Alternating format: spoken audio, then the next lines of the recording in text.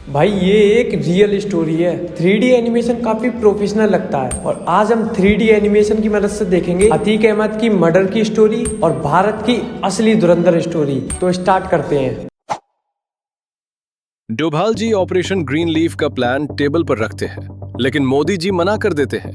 26 मई 2014 मोदी जी के शपथ लेते ही ISI का मेजर इकबाल और कई आतंकवादी ग्रुप प्लान बनाते हैं।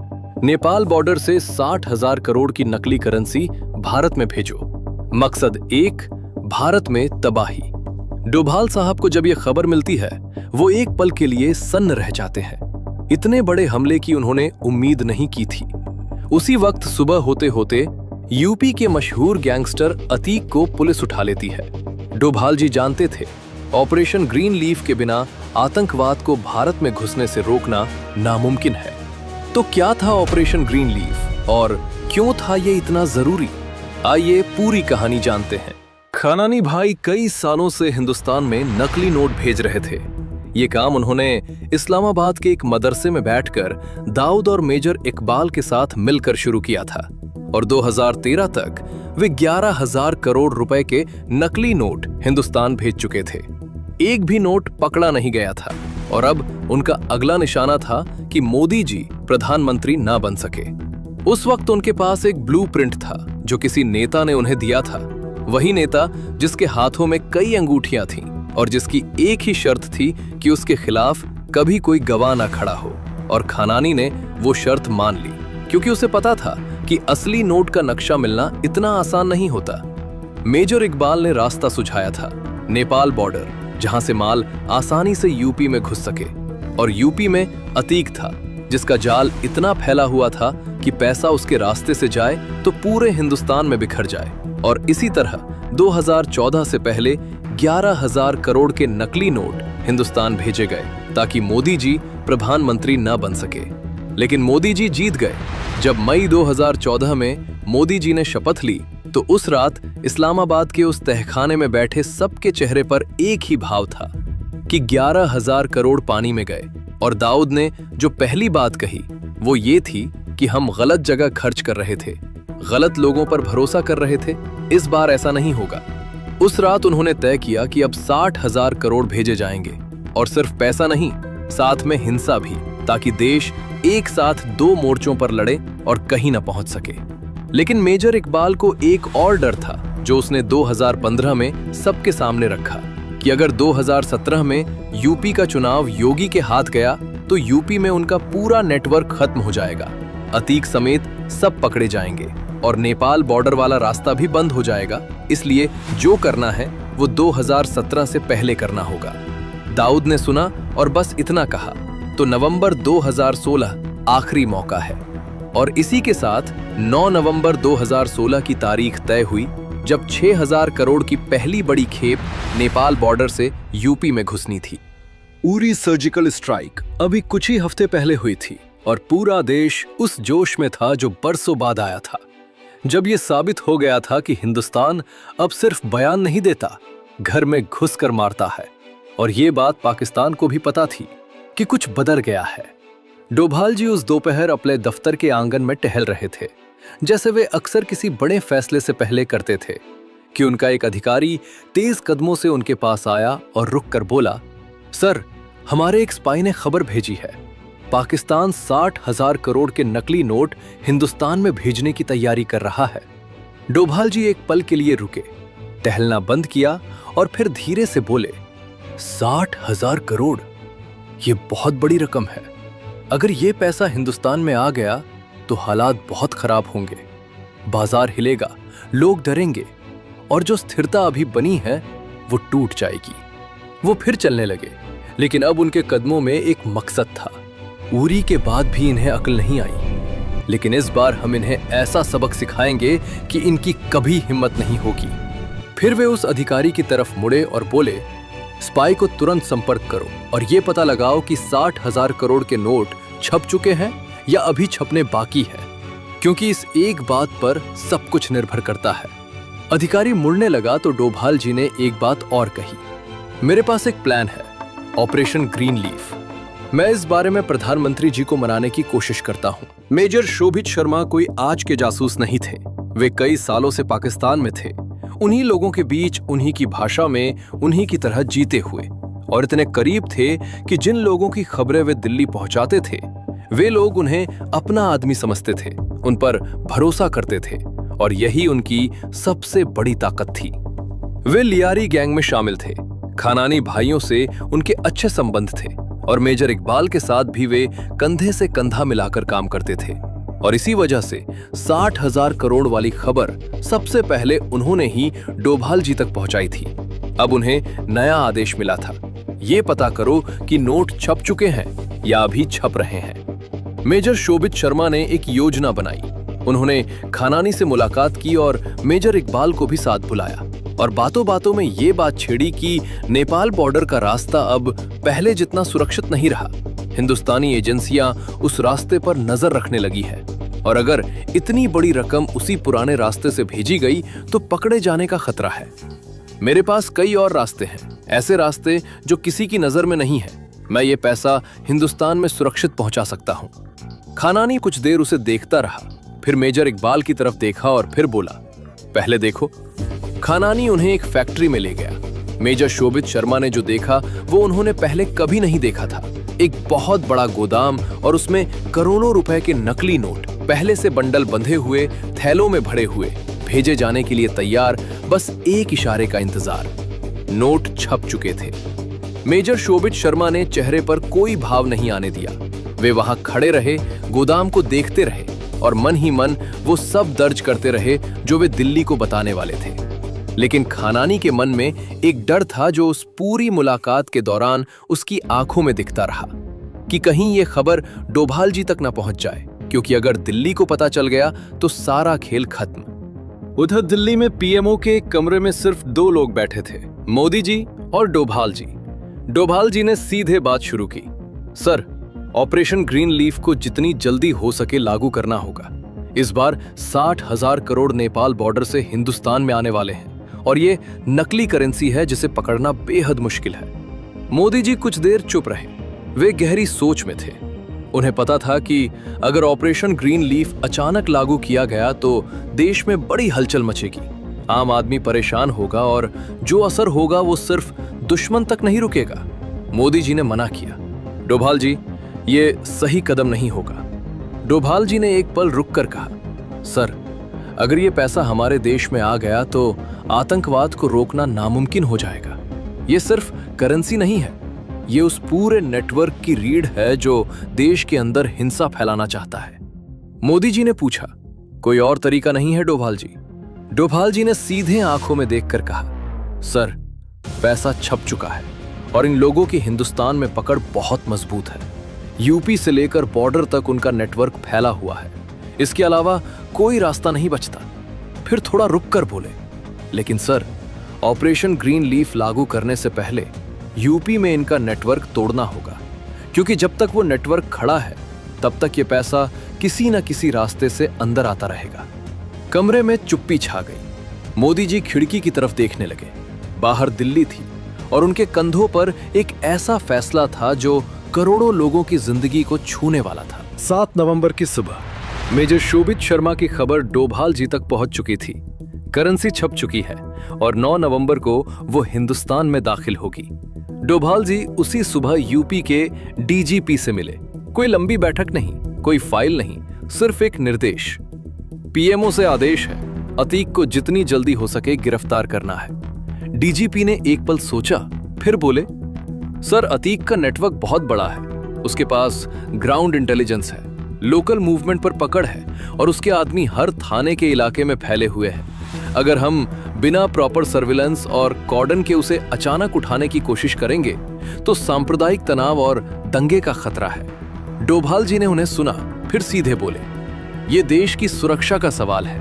अगर ये नहीं किया गया तो जो गड़बड़ी होगी वो किसी दंगे से बड़ी होगी। इसलिए जो भी तरीका अपनाना हो अपनाओ, जो भी रिसोर्स चाहिए मांगो, लेकिन ये काम जल्द से जल्द होना चाहिए।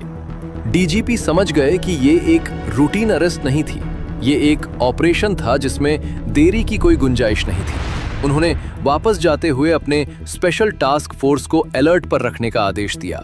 सर्विलेंस टीमें तैनात हों, मूवमेंट ट्रैक हो और जैसे ही मौका मिले ऑपरेशन शुरू हो। एसटीएफ के अधिकारियों को उसी रात एक क्लोज्ड डोर ब्रीफिंग दी गई, जिसमें सिर्फ इतना बताया गया कि टारगेट की लोकेशन कंफर्म करो, उसकी मूवमेंट का पैटर्न समझो और किसी भी हालत में कोई लीक नहीं होनी चाहिए, क्योंकि अगर अतीक को जरा भी भनक लगी तो वो अंडरग्राउंड हो जाएगा और फिर उसे निकालना और भी मुश्किल होगा।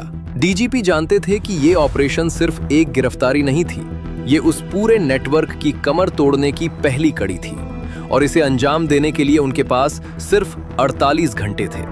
उस रात इस्लामाबाद में खानानी के गोदाम में जो हलचल थी वो किसी और रात जैसी नहीं थी। दर्जनों आदमी एक साथ काम कर रहे थे। नकली नोटों के बंडल बक्सों में बंद हो रहे थे, बक्से ट्रकों में लोड हो रहे थे और खानानी खुद वहां खड़ा था, एक एक खेप पर नजर रखते हुए, क्योंकि इस बार दाऊद की चेतावनी उसके कानों में गूंज रही थी। उस शाम दाऊद ने उसे अलग से बुलाया था। कोई लंबी बात नहीं हुई। दाऊद ने सीधे उसकी आंखों में देखा और कहा, तूने मेरे 11,000 करोड़ डुबोए, वो पैसा गया और काम भी नहीं हुआ। मोदी फिर भी बैठा रहा। अब अगर इस बार भी कुछ ऐसा हुआ तो सही नहीं होगा। खानानी कुछ नहीं बोला। वो जानता था कि इस वक्त कोई सफाई काम नहीं करेगी, सिर्फ नतीजा करेगा। इसलिए उसने सिर हिलाया और गोदाम की तरफ चला गया। रात के 2 बजे तक अधिकतर ट्रक लोड हो चुके थे। हर ट्रक में करोड़ों रुपए के नकली नोट इस तरह से पैक किए गए कि ऊपर से देखने पर आम सामान लगे और नीचे से नहीं दिखे और बॉर्डर पर रूटीन चेकिंग में निकल जाए। लोडिंग खत्म होते ही मेजर इकबाल ने अतीक को फोन किया। सुनो, 8 नवंबर की शाम को सभी ट्रक नेपाल बॉर्डर पर पहुंच जाएंगे और 9 नवंबर की सुबह 4 बजे तुम्हें हिंदुस्तान की तरफ से ट्रक अपने कब्जे में लेने हैं। अतीक ने फोन रखा, अपने भरोसेमंद आदमियों को इकट्ठा किया और बॉर्डर की तरफ रवाना होने का हुक्म दिया। 8 नवंबर की शाम इस्लामाबाद की उस फैक्ट्री में सभी ट्रक तैयार खड़े थे, नोटों से भरे, बंद, रवाना होने का इंतजार करते हुए। बस एक आखिरी हरी झंडी की देर थी। मेजर शोभित शर्मा भी वही थे, उन्हीं लोगों के बीच उसी फैक्ट्री में, चेहरे पर वही भाव जो पिछले कई सालों से लगाए हुए थे, लेकिन मन में वो सब दर्ज करते जा रहे थे जो दिल्ली को जाना था। उधर तराई में अतीक के आदमी भी तैयार थे, बॉर्डर के पास चुपचाप ट्रकों का इंतजार करते हुए। और उसी सुबह दिल्ली में एक बंद कमरे में 4 लोग बैठे थे, मोदी जी, डोभाल जी, वित्त मंत्री अरुण जेटली जी और आरबीआई गवर्नर। डोभाल जी ने कहा, सर, यह ऐलान आज रात ही करना होगा, एक भी घंटे की देरी नहीं हो सकती। मोदी जी ने एक बार सबकी तरफ देखा, फिर धीरे से सिर हिलाया। फैसला हो गया था। उसी वक्त यूपी में एक पुलिस टीम पूरे दस्तावेज और वारंट लेकर निकली थी। एसटीएफ के जवान प्लेन क्लोथ्स में, अतीक की लोकेशन कंफर्म हो चुकी थी और ऑपरेशन शुरू हो गया था। कुछ ही देर में अतीक पुलिस की गिरफ्त में था। इस्लामाबाद में दाऊद, मेजर इकबाल, खानानी भाई और कई और लोग एक कमरे में बैठे थे, ट्रकों के बॉर्डर पार करने का इंतजार कर रहे थे, घड़ी देख रहे थे और रात 8:15 हो चुके थे। तभी एक आदमी भागता हुआ कमरे में घुसा। उसकी सांसें उखड़ी हुई थी। भाईजान, टीवी पर देखो, क्या आ रहा है। सब एक साथ टीवी की तरफ मुड़े। स्क्रीन पर मोदी जी थे, सीधे देश को संबोधित करते हुए, और वो ऐलान कर रहे थे कि आज रात से 500 और 1000 के नोट बंद। कमरे में कोई नहीं बोला। नोटों से भरे ट्रक बाहर खड़े थे। सब कुछ तैयार था और सब कुछ एक झटके में कागज हो गया था। खानानी बड़ा उठा, कमरे से बाहर निकला, छत पर गया और उसी वक्त नीचे गिरकर उसने अपनी जान दे दी। उस रात हिंदुस्तान ने एक ऐसी लड़ाई जीती जो किसी मैदान में नहीं लड़ी गई थी। डोभाल जी ने वो किया जो एक सच्चे सेवक करते हैं, बिना शोर के, बिना श्रेय लिए, सिर्फ देश के लिए। और उनकी वो बहादुरी इतिहास के उन पन्नों में दर्ज है जो आम लोगों को कभी नहीं दिखते। और मोदी जी ने वो फैसला लिया जो शायद दुनिया का कोई और नेता उस वक्त नहीं ले सकता था। करोड़ों लोगों की तकलीफ जानते हुए भी देश की सुरक्षा को पहले रखा। कुछ फैसले इतिहास बनाते हैं, ये उनमें से एक था। रावलपिंडी की सड़कों पर मई की गर्मी किसी भट्टी की तरह धधक रही थी। हवा में उड़ती धूल और दूर से आती अजान की आवाज के बीच एक जर्जर नीले रंग का पानी का टैंकर खांसता हुआ आगे बढ़ रहा था।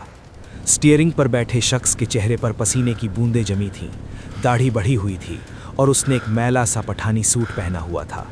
देखने में वो 35 साल का एक थका हुआ आम पाकिस्तानी मजदूर अब्दुल लग रहा था, लेकिन उस मैले कपड़े के पीछे का दिमाग ना तो थका हुआ था और ना ही वो कोई मजदूर था। वो कबीर था, भारत की खुफिया एजेंसी रॉ का सबसे घातक, खामोश और खतरनाक हथियार। कबीर का मिशन कोई रूटीन जानकारी जुटाना नहीं था, उसे एक भूत को मारना था। जलालुद्दीन, लश्कर का वो खूंखार कमांडर जिसने भारत के 3 बड़े शहरों को खून से नहला दिया था। जब भारत की सैटेलाइट्स ने जलालुद्दीन की लोकेशन रावलपिंडी के सबसे सुरक्षित कैंप 4 में ट्रेस की, तो साउथ ब्लॉक दिल्ली में हड़कंप मच गया था। हम मिसाइल नहीं दाग सकते कबीर, रॉ चीफ के वो शब्द अब भी कबीर के कानों में गूंज रहे थे। वहाँ एक सुई भी गिरी तो जंग छिड़ जाएगी। हमें कोई धमाका नहीं चाहिए, हमें बस उसकी लाश चाहिए और दुनिया को लगना चाहिए कि वो अपनी मौत मरा है। तुम्हें वहाँ जाना है, उसके किले में, और उसे उसी के घर में दफन करना है। और इसीलिए कबीर अब अब्दुल था। वो जानता था कि पाकिस्तानी सेना के हेडक्वार्टर में सीधा घुसना आत्महत्या है, परिंदा भी वहाँ पर नहीं मार सकता।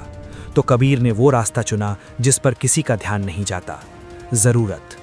रावलपिंडी के पॉश मिलिट्री इलाकों में पानी की भारी किल्लत थी और प्यास इंसान को अंधा कर देती है। टैंकर ने एक शानदार बंगले के सामने ब्रेक मारा। संतरी गेट पर 2 संतरी AK-47 ताने खड़े थे। ये ब्रिगेडियर तारिक का घर था, पाकिस्तानी सेना की सप्लाई और लॉजिस्टिक्स कोर का इंचार्ज। ओए अब्दुल, आज फिर देर कर दी, संतरी ने कड़क आवाज में कहा।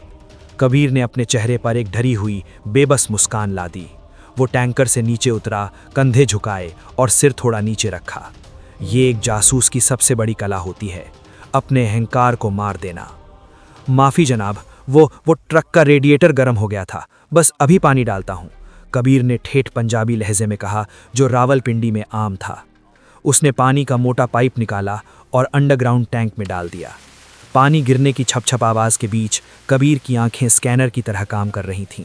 बंगले के अंदर की हलचल, सुरक्षा कैमरों की पोजीशन, संतरियों की शिफ्ट बदलने का समय, उसका दिमाग हर चीज़ को अपनी हार्ड ड्राइव में सेव कर रहा था। तभी बंगले के पोर्च में खड़ी एक मिलिट्री जीप के पास से गालियों की आवाज़ आई। ब्रिगेडियर तारिक अपनी जीप का बोनट खोले खड़ा था और उसका ड्राइवर डर के मारे कांप रहा था।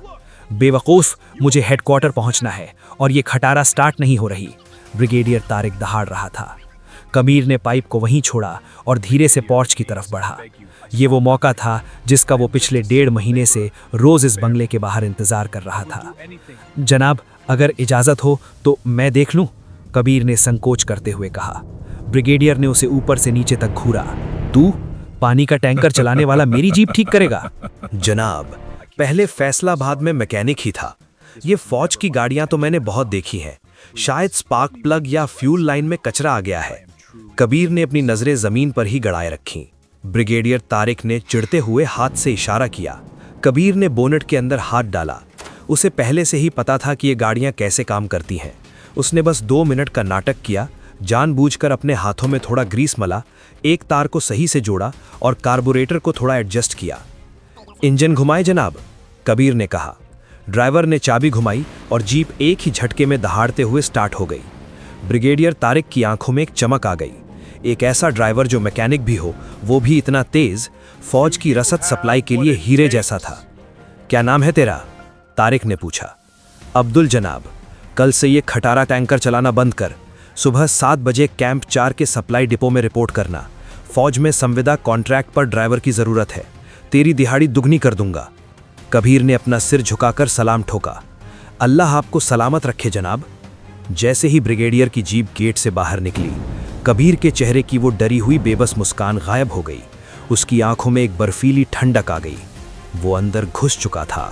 1 हफ्ते बाद camp 4, Rawalpindi, the lions den. Camp 4 सिर्फ एक सैन्य अड्डा नहीं था, ये एक अभेद्य किला था। 3 लेयर की सुरक्षा, स्नाइपर टावर और हर गेट पर फिंगरप्रिंट और रेटिना स्कैन। लेकिन कबीर यानी अब्दुल वहाँ एक वफादार कुत्ते की तरह अपनी जगह बना चुका था। वो ब्रिगेडियर के अंडर में लॉजिस्टिक के ट्रक चलाता था। उसका काम सेना के लिए राशन, हथियार के कल पुर्जे और सबसे ज़रूरी पीने का पानी कैंप के अलग अलग हिस्सों में पहुंचाना था। कबीर हर दिन अपनी बेवकूफ़ी का नाटक करता। वो जानबूझकर जूनियर अफसरों की गालियां सुनता, उनके बूट पॉलिश तक कर देता। वो उनके बीच इतना आम और अदृश्य हो गया था कि अफसर उसके सामने अपनी खुफिया बातें करने लगे थे। अरे वो गेस्ट हाउस नंबर 3 में जो खास मेहमान है उसके नखरे ही खत्म नहीं होते। कल रात को उसे अस्थमा का अटैक आ गया था, आधी रात को डॉक्टर बुलाना पड़ा। एक सिपाही ने सिगरेट सुलगाते हुए दूसरे से कहा। पास ही अपनी पानी की बाल्टी साफ कर रहे कबीर के कान खड़े हो गए। गेस्ट हाउस नंबर 3, अस्थमा का अटैक, रात के 2 बजे। कबीर अपने बैरक में लेटा था, बाकी सभी सो रहे थे। उसने अपनी आंखें खोली। उसके दिमाग में कैंप 4 का पूरा 3D नक्शा तैर रहा था। गेस्ट हाउस नंबर 3 कैंप के सबसे बीच में था। वहां एसएसजी के कमांडो 24 घंटे पहरा देते थे। वहां कोई हथियार, कोई चाकू लेकर नहीं जा सकता था। मेटल डिटेक्टर हर चीज पकड़ देता। कबीर को जलालुद्दीन को मारना था, लेकिन ऐसे कि वो मर्डर न लगे। एस्थमा, यही उसकी चाबी थी। कबीर ने अपनी कलाई पर बंधी पुरानी कैसियो की घड़ी को खोला। घड़ी के पिछले ढक्कन के नीचे एक बेहद बारीक कांच की सुई छिपी थी।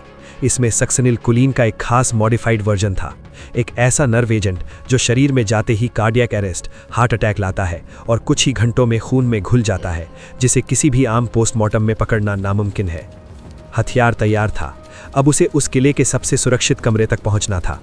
अगले दिन कबीर ने कैंप के मेन वाटर सप्लाई स्टेशन पर ड्यूटी ली। उसने देखा कि गेस्ट हाउस नंबर 3 की पाइपलाइन कहां से जाती है। रात के अंधेरे में अपनी जान हथेली पर रखकर कबीर ने गेस्ट हाउस नंबर 3 की मुख्य पानी की लाइन के वॉल्व में एक छोटा सा छेद कर दिया और उसमें थोड़ी सी मिट्टी और रेत भर दी। अगली सुबह जो होना था वही हुआ। गेस्ट हाउस के अंदर से चीख पुकार मच गई। वीआईपी मेहमान के बाथरूम में पानी नहीं आ रहा था और जो आ रहा था वो गंदा था। अरे कोई प्लम्बर को बुलाओ, मेहमान खफा हो रहे हैं, एक सूबेदार चिल्लाया। कैंप का असली प्लम्बर उस्मान अपना टूल बॉक्स लेकर गेस्ट हाउस की तरफ भागा, लेकिन रास्ते में स्टोर रूम के पास एक अंधेरे कोने में कबीर उसका इंतजार कर रहा था। जैसे ही उस्मान वहां से गुजरा, कबीर ने फुर्ती से उसके मुंह पर क्लोरोफॉर्म से भीगा रुमाल रखा। 10 सेकंड के अंदर उस्मान बेहोश हो गया। उसने कबीर को स्टोर रूम के खाली ड्रम में छिपा दिया। उस्मान की नीली वर्दी पहनी, उसका टूल बॉक्स उठाया और अपना सिर झुकाए गेस्ट हाउस नंबर 3 की तरफ चल दिया। एसएसजी कमांडो ने उसे गेट पर रोका। किधर? जनाब, सूबेदार साहब ने बुलाया है, अंदर पानी की लाइन चौक हो गई है, कबीर ने डरी हुई आवाज में कहा। कमांडो ने मेटल डिटेक्टर से उसे चेक किया, टूल बॉक्स के पेचकस और पानों को देखा। सब कुछ सामान्य था, ना कोई हथियार, ना कोई बम। कमांडो ने इशारा किया, जा और 10 मिनट में काम खत्म करके बाहर आ जा। कबीर ने सिर हिलाया और गेस्ट हाउस का दरवाजा खोलकर अंदर दाखिल हुआ। कमरे के अंदर की हवा भारी थी, एसी फुल पर चल रहा था और सामने एक सोफे पर लेटा हुआ था जलालुद्दीन, वो आतंकी जिसके एक इशारे पर मुंबई और दिल्ली में लाशें बिछ गई थीं। वो अपनी अस्थमा की इनहेलर ले रहा था। कबीर ने बाथरूम की तरफ कदम बढ़ाया। उसकी नज़र जलालुद्दीन पर टिकी थी। अब कोई संतरी नहीं था, कोई कमांडो नहीं था, सिर्फ कबीर, जलालुद्दीन और कबीर की कलाई में बंधी वो मौत की घड़ी। कबीर ने अपना सिर नीचे झुकाया और प्लम्बर के टूल बॉक्स को घसीटते हुए बाथरूम की तरफ बढ़ गया। बाहर खड़े एसएसजी कमांडो को कोई शक ना हो, इसलिए उसने जानबूझकर पाइप पर 2-3 बार रिंच से खटखट की आवाज की। अंदर लेटे जलालुद्दीन को ये आवाज बर्दाश्त नहीं हुई। वो अस्थमा और बीपी का मरीज था और उसका मिजाज बेहद चिड़चिड़ा था। ओए जाहिल, आराम से काम नहीं कर सकता? मेरे सिर में दर्द हो रहा है, जलालुद्दीन खांसते हुए चिल्लाया और बाथरूम की तरफ बढ़ा। यही वो पल था जिसका कबीर इंतजार कर रहा था। कबीर ने बाथरूम का दरवाजा आधा खुला रखा था। जैसे ही जलालुद्दीन ने गुस्से में बाथरूम के अंदर कदम रखा, कबीर ने एक झटके में दरवाजा बंद किया और अंदर से कुंडी लगा दी। जलालुद्दीन ने कबीर की तरफ देखा। उसकी नज़र प्लम्बर की नीली वर्दी से उठकर कबीर की आंखों तक गई। एक खूंखार आतंकी होने के नाते जलालुद्दीन ने मौत को बहुत करीब से देखा था। वो तुरंत समझ गया कि उस आदमी की आंखों में एक आम प्लम्बर वाला डर नहीं, बल्कि एक ट्रेंड किलर की खामोशी है। तू कौन? जलालुद्दीन के मुंह से बस इतना ही निकला था कि कबीर बिजली की फुर्ती से उस पर टूट पड़ा। खामोश मौत का तांडव। बाहर कमांडो खड़े थे, इसलिए गोली चलाने या आवाज करने का कोई सवाल नहीं था। ये एक silent hand to hand combat, बिना हथियार की लड़ाई थी। जलालुद्दीन ने अपने बचाव में बेसिन के पास रखा एक भारी कांच का ग्लास उठाया और कबीर के सिर पर दे मारा। कबीर ने फुर्ती से डक किया और गिलास दीवार से टकराने ही वाला था कि कबीर ने अपना बायां हाथ बीच में अड़ा दिया। कांच कबीर के हाथ पर लगा, हल्का खून निकला, लेकिन आवाज बाहर नहीं गई। कबीर ने अपने दाएं हाथ से जलालुद्दीन के गले पर एक अचूक कराटे चॉप मारा, जिससे उसकी सांसें उखड़ गईं। जलालुद्दीन भारी भरकम था। उसने पूरी ताकत से कबीर को धक्का दिया और दरवाजे की कुंडी खोलने की कोशिश की, लेकिन कबीर ने पीछे से आकर तौलिए को जलालुद्दीन के गले में लपेटा और उसे पीछे की तरफ खींच लिया। जलालुद्दीन का चेहरा लाल पड़ने लगा। वो हवा के लिए तड़प रहा था। उसके पैर जमीन पर रगड़ खा रहे थे, लेकिन कबीर की पकड़ किसी लोहे के शिकंजे जैसी थी।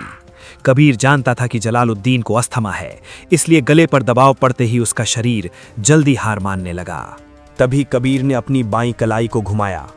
उसकी पुरानी कैसियो घड़ी का डायल खुला। उसके अंदर छिपी सक्सनिल कोलीन की माइक्रो सुई बाहर आ गई। कबीर ने जलालुद्दीन को अपनी ओर खींचा और वो सुई सीधे उसकी गर्दन की नस में घुसा दी। ये उन बेगुनाहों की तरफ से है जिन्हें तूने मारा था, कबीर ने जलालुद्दीन के कान में फुसफुसाते हुए कहा। जहर सेकंडों में खून में घुल गया। जलालुद्दीन का शरीर अचानक अकड़ने लगा। ये जहर शरीर की मांसपेशियों को पैरालाइज कर देता है और फेफड़ों को काम करने से रोक देता है, जो बाहर से बिल्कुल एक भयंकर अस्थमा अटैक या हार्ट अटैक जैसा दिखता है। 10 सेकंड के अंदर जलालुद्दीन की आंखें पथरा गईं। भारत का सबसे बड़ा दुश्मन अब एक बेजान लाश बन चुका था। दिमागी चाल और वापसी। कबीर ने एक लंबी सांस ली। काम खत्म हो चुका था, लेकिन असली चुनौती अब बाहर निकलने की थी। उसने तुरंत जलालुद्दीन की लाश को घसीटकर कमोड के पास रखा, तौलिए को वापस स्टैंड पर टांग दिया। उसने जलालुद्दीन का अस्थमा इन्हेलर उठाया और उसकी लाश के ठीक हाथ के पास गिरा दिया, ताकि देखने वालों को लगे कि अटैक पड़ने पर वो दवा लेने की कोशिश कर रहा था और गिरकर मर गया। कबीर ने अपने हाथ से टपके खून की 2 बूंदों को पानी से धोकर साफ कर दिया। उसने कुंडी खोली, टूल बॉक्स उठाया और अपना सिर झुकाकर बाथरूम से बाहर निकला। बाहर खड़ा एसएसजी कमांडो मुड़ा। हो गया काम? जी जनाब, वाल्व में कचरा था, निकाल दिया। मेहमान अभी बाथरूम में है। कबीर ने अपनी आवाज में वही पुराना प्लम्बर वाला डर लाते हुए कहा। कमांडो ने हाथ से बाहर जाने का इशारा किया। कबीर गेट पार किया और अपनी चाल को सामान्य रखते हुए स्टोर रूम की तरफ बढ़ा। वहां पहुंचते ही उसने 30 सेकंड के अंदर प्लम्बर की नीली वर्दी उतारी, बेहोश उस्मान को बाहर निकाला और वापस अपनी अब्दुल वाली मैले कपड़ों की पहचान पहन ली। वो दौड़कर अपने पानी के टैंकर के पास पहुंचा, इंजन स्टार्ट किया। उसने घड़ी देखी, जहर का असर हुए 3 मिनट हो चुके थे। जल्द ही जलालुद्दीन के कमरे से चीखें उठने वाली थीं। कबीर ने टैंकर को कैंप 4 के मुख्य गेट की तरफ बढ़ा दिया। गेट पर संतरी ने उसे रोका। खाली हो गया टैंकर? हाँ जनाब, ब्रिगेडियर साहब ने शाम को दोबारा भेजने को कहा है। कबीर ने मुस्कुराते हुए जवाब दिया। संतरी ने बैरियर उठा दिया। टैंकर जैसे ही कैंप से बाहर निकलकर हाईवे पर पहुंचा, कबीर ने रियर व्यू मिरर में देखा, कैंप 4 के अंदर अचानक सायरन बजने लगे थे। एम्बुलेंस और गाड़ियों की आवाज़ें गूंज रही थी। जलालुद्दीन की लाश मिल चुकी थी। पाकिस्तानी सेना में हड़कंप मच गया था। उन्हें लग रहा था कि उनके वीआईपी मेहमान को हार्ट अटैक आ गया है। किसी के दिमाग में ये बात आ ही नहीं रही थी कि कातिल वही पानी का टैंकर वाला था जो अभी अभी गेट से बाहर निकला है। अगले दिन पाकिस्तान के अखबारों में एक छोटी सी खबर छपी। रावलपिंडी में एक अज्ञात बुजुर्ग की दिल का दौरा पड़ने से मौत। दुनिया के लिए वो सिर्फ एक मौत थी, लेकिन दिल्ली के साउथ ब्लॉक में रॉ के हेडक्वार्टर में एक अलग ही सुकून था। रॉ चीफ के टेबल पर एक एनक्रिप्टेड मैसेज फ्लैश हुआ, the glass is empty. Chief के चेहरे पर एक संतुष्ट मुस्कान आ गई। और फिर एक छोटी सी बच्ची की दबी हुई चीख, पापा। इसके बाद एक कान फाड़ देने वाला धमाका और सब कुछ हमेशा के लिए खामोश हो गया। अंधेरा, एक ऐसा घुप अंधेरा जो सिर्फ आंखों को ही नहीं बल्कि रूह को भी अंधा कर दे। इस अंधेरे को चीरती हुई सिर्फ एक आवाज आ रही थी, बारिश की तेज बूंदों की और दूर बजते एम्बुलेंस के सायरन की। और फिर एक छोटी सी बच्ची की दबी हुई चीख, पापा।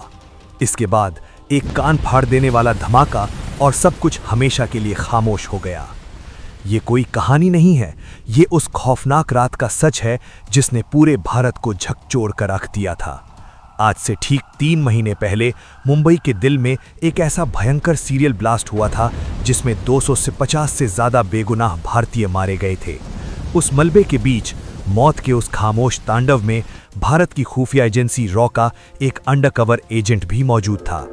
उसका कोड नेम था कबीर। कबीर कोई आम एजेंट नहीं था, वो रॉ की ब्लैक ऑप्स यूनिट का सबसे खतरनाक, सबसे स्मार्ट और खामोश शिकारी था।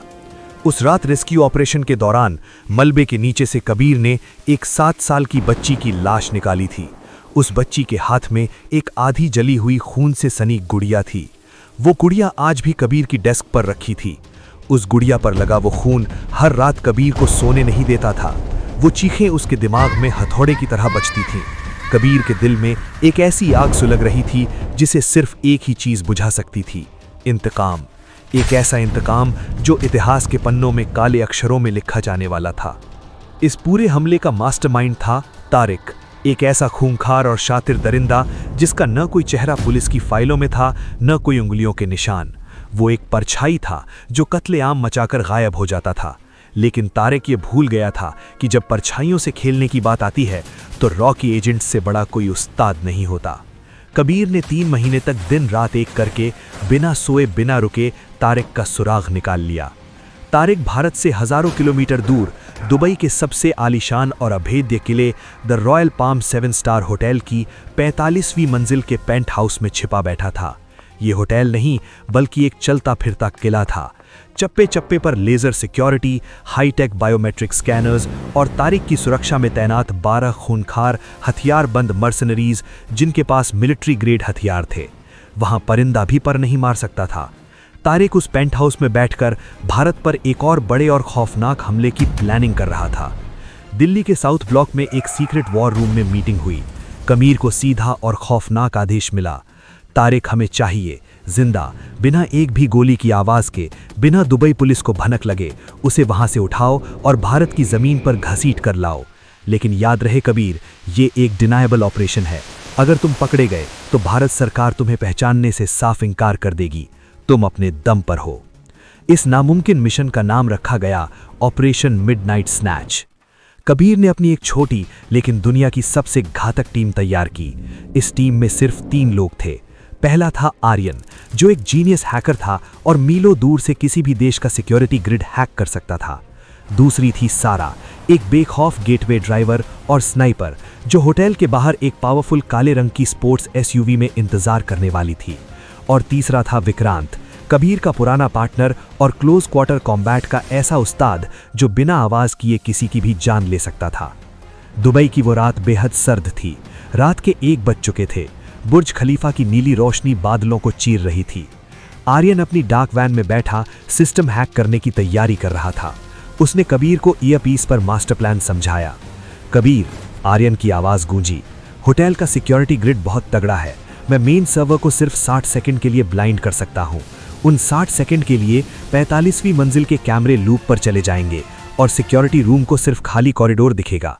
उन 60 सेकंड में तुम्हें और विक्रांत को 45वीं मंजिल पर मौजूद 3 संतरियों को मारना होगा, भारी लोहे का दरवाजा खोलना होगा और तारिक को बेहोश करके बाहर लाना होगा। ठीक 61वें सेकंड में रेड अलार्म बज जाएगा। प्लान रोंगटे खड़े कर देने वाला था। 60 सेकंड, सिर्फ 60 सेकंड में मौत का खेल खत्म करना था। रात के 2:15 कबीर ने सफेद शर्ट, काली पैंट और लाल टाई पहनी। वो एक रूम सर्विस वेटर के भेष में होटल के शानदार सोने से जड़े कॉरिडोर में चल रहा था। उस ट्रॉली के नीचे रखे बर्फ के बकेट के अंदर उसकी ग्लॉक पिस्तौल और बेहोश करने वाले सिरिंज छिपे थे। उसी वक्त विक्रांत मेंटेनेंस वर्कर की ड्रेस पहनकर सर्विस एलिवेटर के डार्क शाफ्ट लिफ्ट की केबल वाली अंधेरी जगह से 45वीं मंजिल की तरफ चढ़ रहा था। कबीर के कान में आर्यन की आवाज आई, सिस्टम हैक इनिशिएटेड, 3, 2, 1, कैमरे लूप पर हैं, तुम्हारा टाइम शुरू होता है अब। घड़ी की टिक टिक शुरू हुई। 60 सेकंड। कबीर लिफ्ट से 45वीं मंजिल पर कदम रखता है। सामने एक लंबा सा कॉरिडोर है। तारिक के कमरे के बाहर 3 भारी भरकम ब्लैक सूट पहने हुए गार्ड्स खड़े थे। उनके कोट के अंदर सब मशीन गन साफ छलक रही थी। एक गार्ड ने कबीर को देखकर अपनी बंदूक पर हाथ रखा और अरबी भाषा में उसे वहीं रुकने का इशारा किया। कबीर सिर झुकाए अपनी ट्रॉली लेकर धीरे धीरे आगे बढ़ता रहा। 50 सेकंड बचे थे। तभी बिना किसी आवाज के कॉरिडोर की छत की वेंटिलेशन ग्रिल खुली। ऊपर से विक्रांत एक खामोश परछाई की तरह सीधे सबसे पीछे वाले गार्ड की गर्दन पर गिरा। विक्रांत के गिरते ही गार्ड का संतुलन बिगड़ा।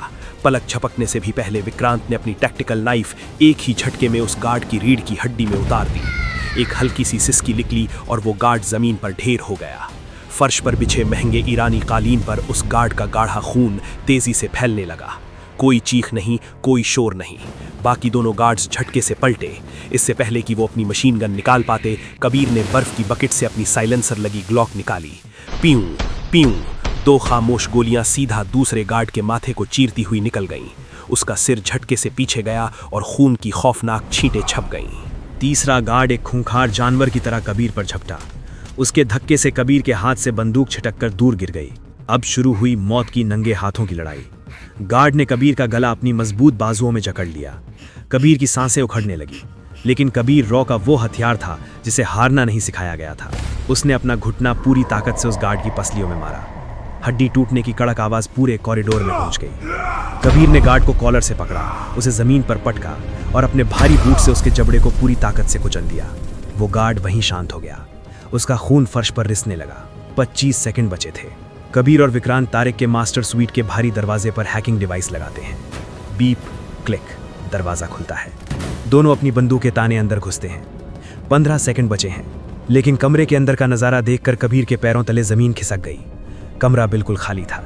बिस्तर पर कोई नहीं था। वहां सिर्फ एक लैपटॉप चालू था, जिसकी स्क्रीन पर कबीर और विक्रांत का चेहरा नजर आ रहा था। तभी लैपटॉप से तारिक की खुरदुरी, जहरीली और खौफनाक आवाज गूंजी। Welcome to Dubai agent Kabir. तुम्हें क्या लगा मुझे तुम्हारे आने की भनक नहीं लगेगी? मैं जानता था कि तुम हिंदुस्तानी कुत्ते मुझे सूंघते हुए यहां तक जरूर आओगे। कबीर का दिमाग सुन्न पड़ गया। ईयरपीस पर आर्यन चिल्ला रहा था, कबीर ये एक ट्रैप है, बाहर निकलो, कैमरे का लूप टूटने वाला है, सिर्फ 5 सेकंड बचे हैं। लेकिन कबीर अपनी जगह से नहीं हिला।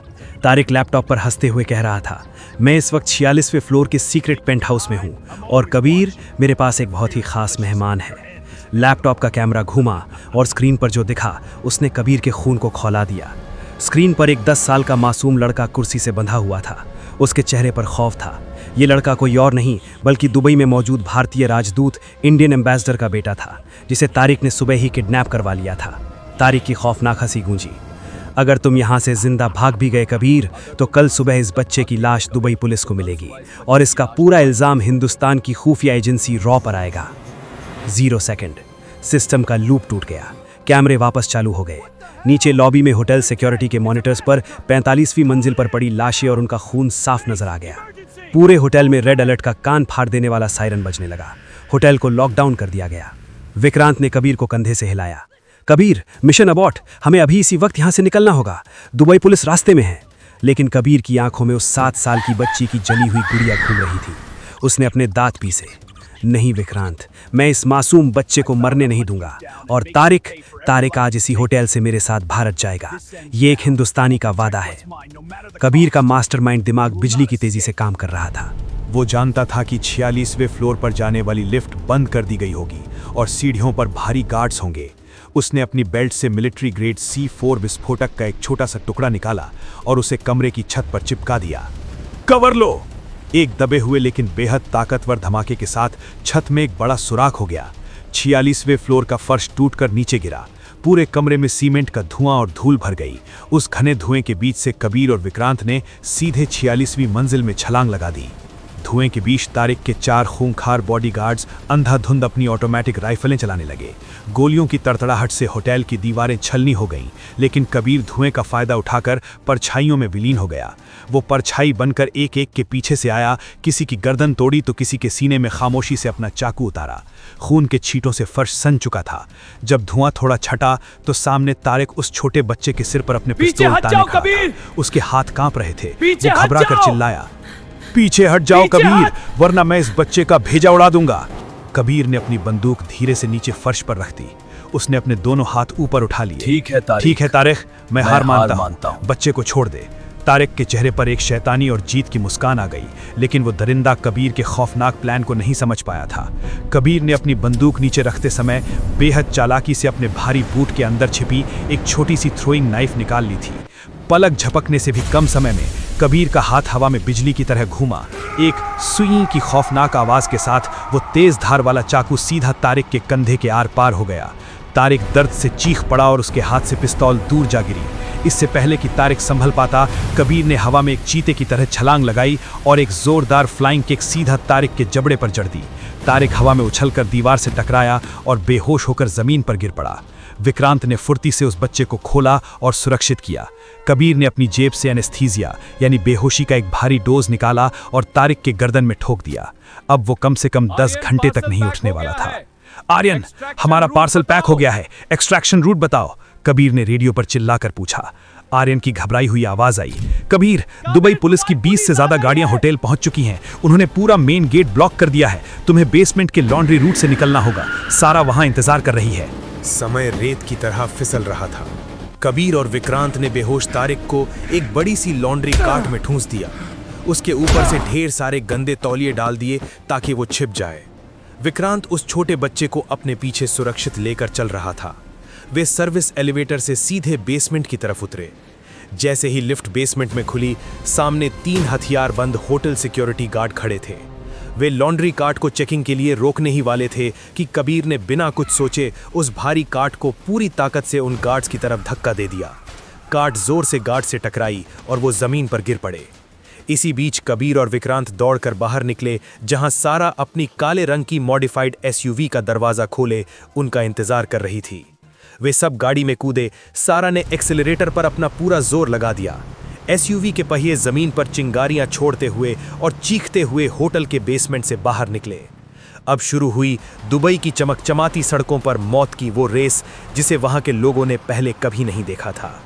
पीछे दुबई पुलिस की दर्जनों गाड़ियां लाल नीली बत्तियां और कान फाड़ देने वाले सायरन बजाते हुए उनका पीछा कर रही थीं। सारा स्टीयरिंग को एक प्रोफेशनल रेसर की तरह घुमा रही थी। 150 किलोमीटर प्रति घंटे की रफ्तार से उनकी भारी भरकम गाड़ी खजूर के पेड़ों और चमकते हुए नियॉन होर्डिंग्स के बीच से कट मारते हुए गुजर रही थी। एक पुलिस की गाड़ी ने उन्हें साइड से टक्कर मारकर सड़क से उतारने की कोशिश की। सारा ने जोर से रेस लगाई। सामने देखा तो पुलिस की गाड़ियों ने उन्हें घेर लिया। सारा ने काली एसयूवी का जोर से ब्रेक मारा। गाड़ी बीच सड़क पर पलटी खा जाती है। विक्रांत चिल्लाता है, सारा, सारा, कबीर, कबीर। फिर अचानक एक चुप्पी। फिर आगे क्या हुआ? क्या कबीर, विक्रांत, सारा, बच्चा और आतंकी तारिक भारत पहुंच पाएंगे? अगला बोनस एपिसोड देखने के लिए चैनल को सब्सक्राइब कर दो मित्रों और कमेंट में लिख दो बोनस एपिसोड। स्टोरी काफी मस्त थी ना भाई। अगर आपको भी ऐसी स्टोरी पसंद हो तो मुझे कमेंट में बताना भाई। अपने इंडिया के रॉ एजेंट्स के बारे में एक कमेंट जरूर करना।